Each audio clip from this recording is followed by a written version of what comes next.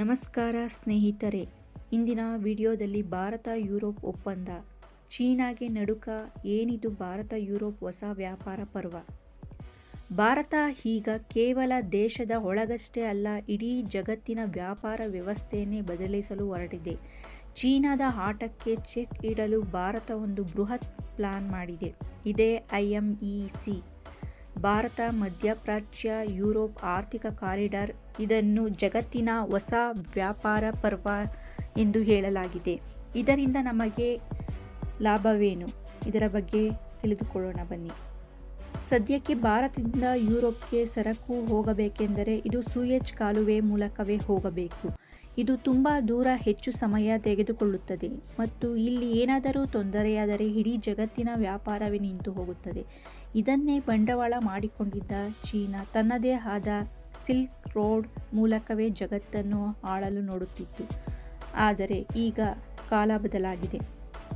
ಹೊಸ ವ್ಯಾಪಾರ ಪರ್ವದಲ್ಲಿ 3 ಹಂತಗಳಿವೆ: ಸಮುದ್ರ ಮಾರ್ಗ, ರೈಲು ಮಾರ್ಗ ಮತ್ತು ಸಮುದ್ರ ಮಾರ್ಗ. ಸಮುದ್ರ ಮಾರ್ಗ ಅಂದರೆ ಭಾರತದ ಪಶ್ಚಿಮ ಕರಾವಳಿಯಿಂದ ಮುಂಬೈ, ಮುದ್ರಾ, UAEಗೆ ಹಡಗಿನ ಮೂಲಕ ಸರಕು ಹೋಗುತ್ತದೆ. ರೈಲು ಮಾರ್ಗ UAEಯಿಂದ ಸೌದಿ ಅರೇಬಿಯಾ ಮೂಲಕ ಇಸ್ರೇಲ್ ತನಕ ಬೃಹತ್ ರೈಲು ಮಾರ್ಗ ನಿರ್ಮಾಣವಾಗಲಿದೆ. ಸಮುದ್ರ ಮಾರ್ಗ ಇಸ್ರೇಲ್ನಿಂದ ನೇರವಾಗಿ ಗ್ರೀಸ್ ಮತ್ತು ಯುರೋಪ್ ದೇಶಗಳಿಗೆ ಕನೆಕ್ಷನ್. ಇದರ ಲಾಭ ಏನು? ವ್ಯಾಪಾರ ಮಾಡುವ ಸಮಯ 40% ಉಳಿತಾಯ, ಸಾಗಾಣಿಕೆ ವೆಚ್ಚ 30% ಕಡಿಮೆ. ಭಾರತಕ್ಕೆ ಇಂದಿನಿಂದ ಸಿಗುವ ಲಾಭ: ನಮ್ಮ ದೇಶದ ರೈತರು ಬೆಳೆದ ತರಕಾರಿ, ಹಣ್ಣುಗಳು ಅಥವಾ ಸಣ್ಣ ಕೈಗಾರಿಕೆಗಳಲ್ಲಿ ತಯಾರಾದ ವಸ್ತುಗಳು ಈಗ ಕೆಲವೇ ದಿನಗಳಲ್ಲಿ ಯುರೋಪ್ ಮಾರುಕಟ್ಟೆ ತಲುಪುತ್ತವೆ. ಇದರಿಂದ ಭಾರತದ ಎಕಾನಮಿ ರಾಕೆಟ್ ವೇಗದಲ್ಲಿ ಬೆಳೆಯಲಿದೆ.